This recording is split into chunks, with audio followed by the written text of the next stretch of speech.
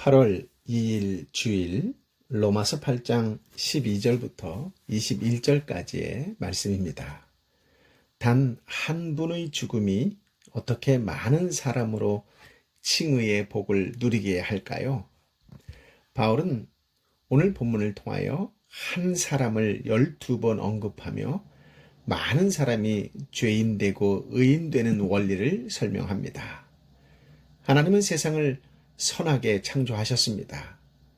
히브리어 좋다라는 단어는 선하다라는 뜻인데요. 하나님 보시기에 좋은 세상이 선하기도 합니다. 12절부터 14절까지의 말씀을 함께 읽겠습니다. 그러므로 한 사람으로 말미암아 죄가 세상에 들어오고 죄로 말미암아 사망이 들어왔나니 이와 같이 모든 사람이 죄를 지었으므로 사망이 모든 사람에게 이르렀느니라. 죄가 율법 있기 전에도 세상에 있었으나 율법이 없었을 때에는 죄를 죄로 여기지 아니하였느니라. 그러나 아담으로부터 모세까지 아담의 범죄와 같은 죄를 짓지 아니한 자들까지도 사망이 왕노릇하였나니 아담은 오실 자의 모형이라. 하나님 보시기에 좋은 세상은 죄의 요소가 없었습니다. 그런데 아담 한 사람으로 말미암아 죄가 세상에 들어오고 죄를 따라 사망도 왔습니다. 그리고 모든 사람이 죄를 지어 사망이 모든 사람에게 퍼졌습니다. 죄를 지었다라고 하는 헬라어 동사는 과거 한 시점에서 단번에 끝난 행동을 뜻하는 부정과거형입니다. 즉 모든 사람이 과거 한 시점에서 단번에 죄 지었다는 의미이지요. 각자 다른 시점에서 실제로 지은 자범죄가 아니라 아담과 인류가 공동으로 죄의 책임을 지는 원죄를 말하는 것입니다. 율법 있기 전에도 이처럼 죄가 있었는데 아담의 후손은 물려받은 원죄에 스스로 지은 자범죄를 추가했습니다. 그런데 율법이 없을 때는 죄를 죄로 여기지 아니했습니다. 율법이 없으면 불경건하고 불의한 죄를 알지 못하기 때문이지요.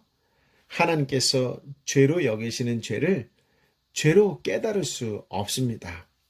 그러나 아담 시대부터 모세 시대에 이르기까지 아담의 범죄와 같은 죄를 짓지 않는 사람들에게까지 죽음이 왕노릇했습니다.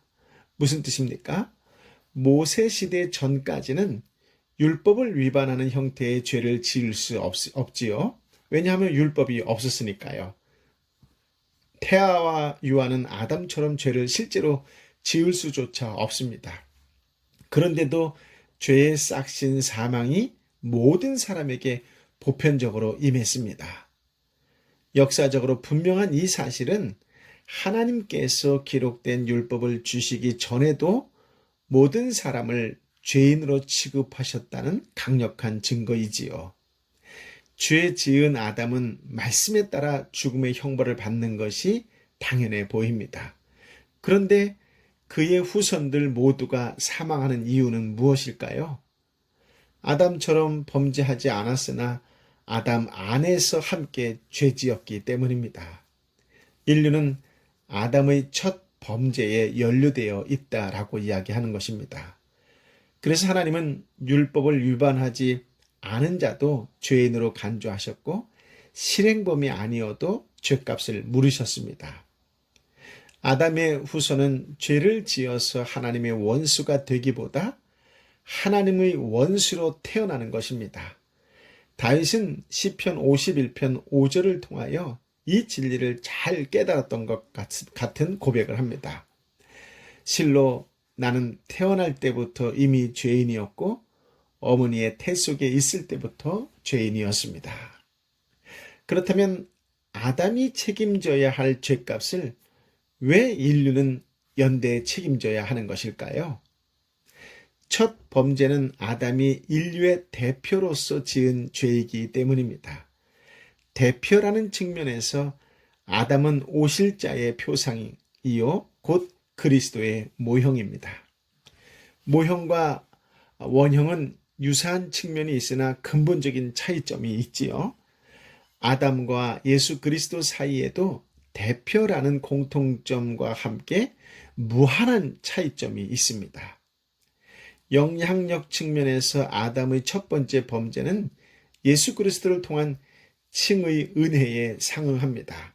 오늘 본문 15절, 16절 말씀을 함께 읽어보겠습니다. 그러나 이 은사는 그 범죄와 같지 아니하니 곧 한 사람의 범죄로 인하여 많은 사람이 죽었은즉 더욱 하나님의 은혜와 또한 한 사람 예수 그리스도의 은혜로 말미암은 선물은 많은 사람에게 넘쳤느니라. 또 이 선물은 범죄한 한 사람으로 말미암은 것과 같지 아니하니 심판은 한 사람으로 말미암아 정죄에 이르렀으나 은사는 많은 범죄로 말미암아 의롭다 하심의 이름이니라. 바울 사도는 유사점보다 하나님의 칭의 사건과 아담의 첫 범죄 사건의 근본적인 차이점을 부각시키지요. 첫 번째는 죽고 사는 방향의 차이가 있다고 분명히 말합니다. 아담 한 사람의 범죄 때문에 많은 사람이 죽었습니다. 아담 후손으로서는 사망의 죄책을 함께 지게 된 일이 억울할 수 있습니다. 내 동의 없이 한 사람을 대표로 세워 인류를 다루시는 방식이 못마땅할 수도 있습니다. 그런데 구속의 역사에서 대표자 방식은 그 억울함과 못마땅함을 충분히 상쇄시킵니다. 왜냐하면 하나님의 은혜와 한 사람 예수 그리스도 은혜로 말미암은 선물은 많은 사람에게 더욱 넘쳤기 때문이지요. 아담 안에서 잃은 것보다 예수 그리스도 안에서 얻는 것이 훨씬 많기 때문입니다. 대표자 때문에 타락 가능한 생명을 잃었으나 대표자 때문에 타락 가능성조차 없는 생명을 선물 받았습니다. 한 사람 때문에 에덴을 잃었으나 한 사람 때문에 하나님 나라를 상속합니다. 복음으로 말미암은 은혜의 선물은 아담이 불순종해서 잃어버린 상태로 복귀하는 것이 아니라 아담이 순종했더라면 얻었을 더 나은 상태로 높여 놓습니다. 둘째로 행위 결과의 차이가 있습니다. 아담의 단 한 차례 범죄 행위는 인류에게 하나님의 정죄를 가져왔지요. 그런데 그 예수 그리스도의 신실한 순종의 행위는 많은 범죄에 대해 의롭다는 칭의 판결을 선물합니다. 정죄는 선악과를 먹은 아담의 첫 범죄만 우리 것으로 간주하신 결과이지요. 그런데 칭의는 우리의 모든 죄를 예수 그리스도의 것으로 간주하신 결과입니다. 아담에게서 물려받은 원죄뿐 아니라 내가 지었고 내가 짓고 있고 내가 앞으로 지을 자범죄까지 몽땅 용서받은 것이다 라고 하는 말씀이지요. 아담의 행위는 피조물의 의를 잃게 했으나 예수 그리스도의 행위는 피조물을 넘어 창조주의자 구속주이신 예수 그리스도의 의를 덧입게 했습니다. 17, 18, 19절 말씀을 함께 읽어볼까요?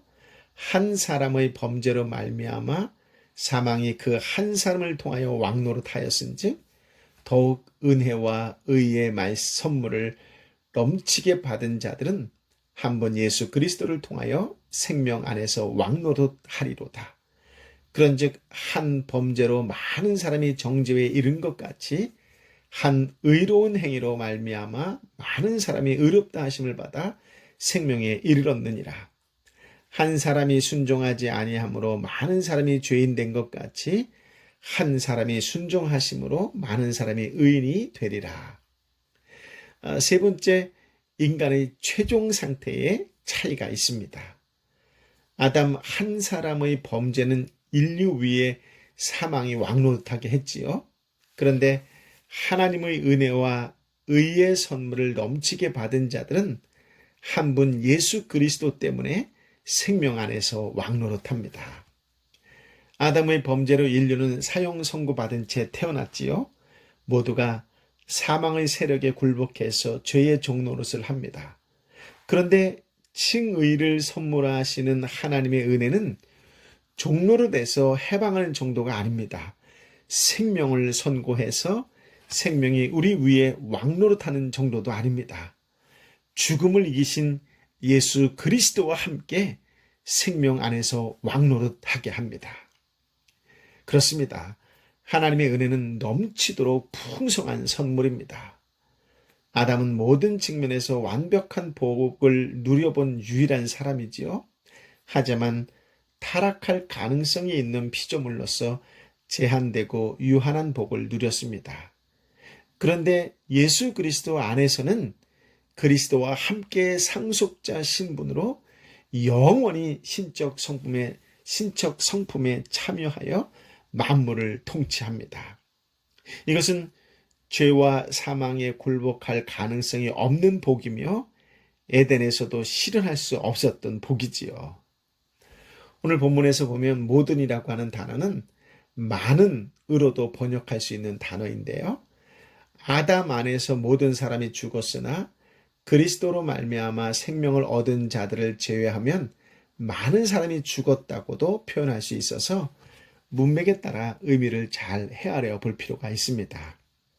헤아려 보면 정죄는 모든 사람에게 미쳤으나 칭의는 모든 사람에게 미치지 않습니다. 모든 사람이 다 구원을 얻지는 않기 때문에 그렇습니다. 죄의 세력이 은혜의 능력보다 크기 때문일까요? 절대 그렇지 않습니다. 아담은 혈연 관계로 인류를 대표했지요. 그런데 예수 그리스도와 관련 맺게 하는 것은 혈통이 아니라 믿음이어서 예수 그리스도를 믿는 자만 대표합니다. 대표의 범위의 차이 때문에 정죄받은 자와 칭의받는 자의 수요가 달라진다는 것일 뿐 은혜가 죄보다 강하며 사랑이 죽음보다 강합니다. 여러분 이것을 꼭 믿으셔야 합니다. 다시 한번 은혜가 죄보다 강하며 사랑이 죽음보다 강합니다. 아멘. 그렇습니다. 바울 사도는 아담과 인류, 그리스도와 교회가 신비하게 연합된 것처럼 설명합니다.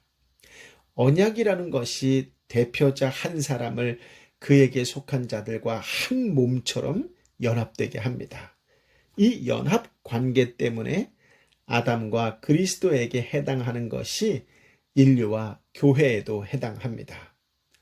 아담의 한 범죄로 그에게 속한 자들이 정죄에 이르러 사망한 것처럼 예수 그리스도의 의의 한 행동으로 그분에게 속한 자들이 칭의를 받아 생명에 이르게 되는 것이지요. 즉 아담 한 사람의 아담 한 사람의 순종치 아니함으로 많은 사람이 죄인이 된 것처럼 예수 그리스도 한 사람의 순종함으로 인하여 많은 사람이 의인이 됩니다. 근본적으로 정죄가 내 행위에 대한 보응이 아니었던 것처럼 칭의도 내 행위에 대한 보상이 아닙니다. 죄인 신분처럼 의인 신분도 내 행위와 무관하게 얻습니다. 구원이 영원히 보증되는 까닭은 이처럼 오직 예수 그리스도의 행위에 근거하기 때문이지요. 그러므로 한번 얻은 의인 신분은 절대로 잃을 수 없으며 죄인 신분으로 돌아갈 수도 없습니다. 구원이 사람의 행위와 무관하다면 왜 율법을 주어 지키라고 명하셨을까요? 20절, 21절을 함께 읽어볼까요? 율법이 들어온 것은 범죄를 더하게 하려 함이라. 그러나 죄가 더한 곳에 은혜가 더욱 넘쳤나니 이는 죄가 사망 안에서 왕노릇한 것 같이 은혜도 또한 의로 말미암아 왕노릇하여 우리 주 예수 그리스도로 말미암아 영생에 이르게 하려 함이라. 율법 자체는 편한 마음으로 죄짓지 못하게 억제합니다. 그런데 금지하고 억제할수록 더 관심을 두는 죄인의 특성 때문에 율법은 달콤하게 속이며 끈질기게 유혹하는 죄의 성격과 세력을 깨닫게 합니다. 이전에 죄로 여기지 않았던 것조차 심각한 죄인 줄 깨닫게 하는 방식으로 죄를 더하지요. 죄를 여기지 않아 죄를 무시할 때는 은혜도 은혜로 여기지 않아 은혜가 고갈됩니다. 본문에 이런 말이 나오죠. 그러나 죄가 더한 것에 은혜가 넘쳤습니다.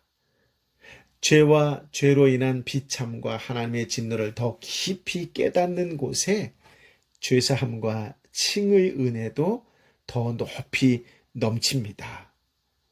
즉 죄를 깨닫는 것이 은혜로 가는 첫걸음이지요. 하나님께서 율법에 개입하게 하신 것은 결국 은혜로 이끄시기 위함이었습니다.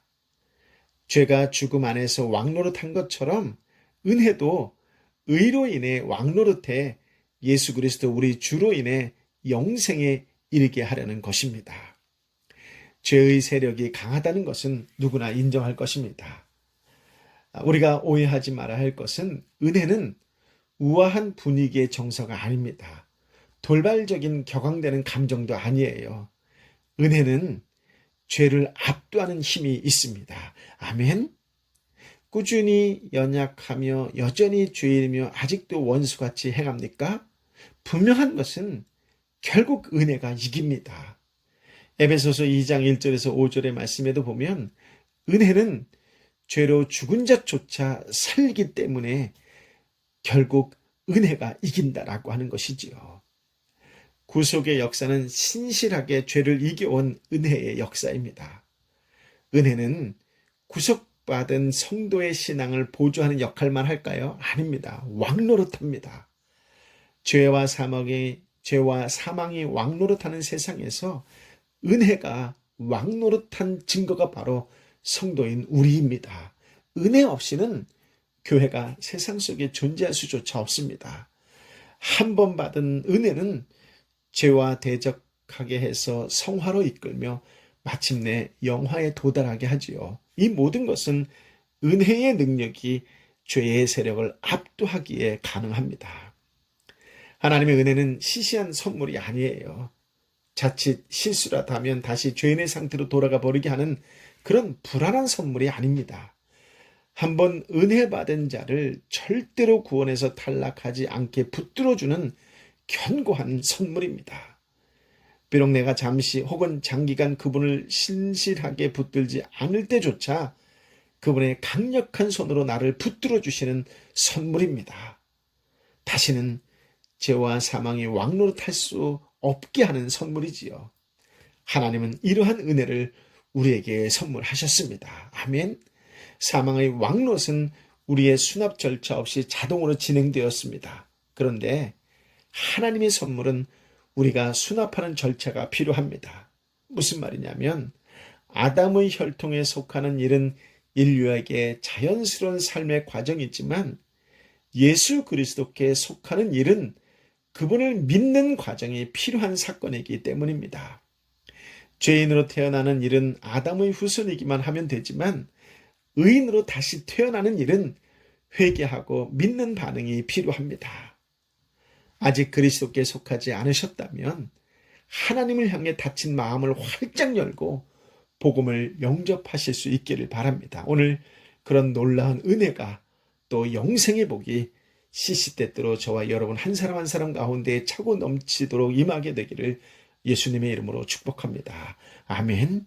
아버지 하나님, 참으로 놀라운 은혜, 참으로 세상 그 어느 것과도 바꿀 수 없는 은혜를 허락하여 주시니 감사합니다. 이 귀한 생명의 말씀을 붙잡고 오늘 종일토록 주님과 함께 동행하며 찬양하며 나아가는 믿음의 한 사람 되게 하여 주옵소서. 이 은혜를 이제 세상 속에 나누어주는 축복과 구원과 은혜의 통로로 살아가게 하여 주옵소서. 지금 시험들어 힘들어하는 자가 있습니까? 지금 육신의 어려움으로 힘들어하는 자가 있습니까? 지금 경제적으로 어려워하는 자가 있습니까? 주께서 주신 은혜를 기억하며 다시금 주께서 허락하신 은혜를 달라고 부르짖을 때에 하나님의 놀라운 은혜로 인하여 다시 세워지는 은혜를 허락받게 되고 다시 깨어나는 은혜를 받게 되고 다시 치유되고 회복되는 은혜를 받게 되고 다시 세상 속에 당당히 예수 이름을 선포하며 나아가는 은혜의 사람으로 오늘 거듭날 수 있도록 성령이여 임하여 주옵소서. 오 주님, 다시 한번 은혜를 부어 주옵소서. 이제는 길이요 진리요 생명 되신 우리 주님 예수 그리스도의 은혜와 아버지 하나님의 크고도 놀라우신 사랑과 성령 하나님의 위로 역사 교통 충만하심이 주신 말씀을 붙잡고 오 성령이여 임하여 주옵소서. 오 성령이여 임하여 주옵소서. 주님 주신 은혜를 기억합니다. 이 은혜를 기억합니다. 이 은혜에 반응하는 자로 살겠습니다. 세상의 구원의 은혜에 세상에 하나님께서 주신 그 놀라운 사랑의 통로로 살겠습니다. 축복의 통로로 살겠습니다라고 다시금 결단하고 결심하는 하나님의 사람들 한 사람 한 사람 머리 위에 함께 기도하는 공동체의 사람들 한 사람 한 사람 가운데에 함께 기도하는 선교사님 가운데에 함께하여 주옵기를 간절히 축원하옵나이다. 아멘.